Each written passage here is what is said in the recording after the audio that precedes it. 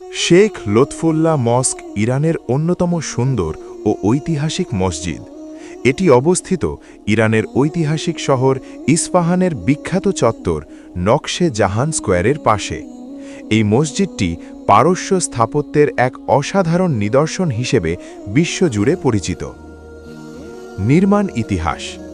মসজিদটি নির্মাণ শুরু হয় ১৬০৩ সালে। এটি সম্পূর্ণ হয় ১৬১৯ সালে। নির্মাণের উদ্যোগ নেন সাফাভি সাম্রাজ্যের শাসক শাহ আব্বাস ওয়ান। মসজিদটির নামকরণ করা হয় লেবাননের বিখ্যাত ইসলামী আলেম শেখ লুৎফুল্লাহর নামে। স্থাপত্য বৈশিষ্ট্য।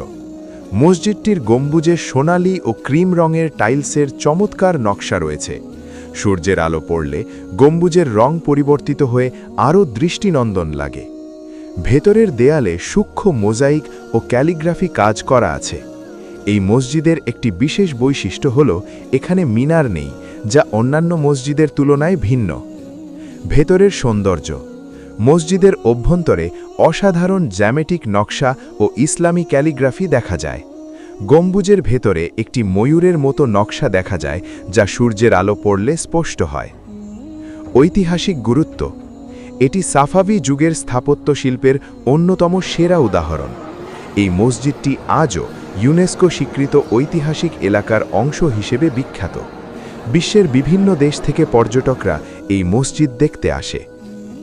সংক্ষেপে, ইরানের ইস্পাহানের শেখ লুৎফুল্লাহ মস্ক শুধু একটি মসজিদ নয়, এটি ইসলামী স্থাপত্য ও পারস্য শিল্পকলার এক অনন্য নিদর্শন।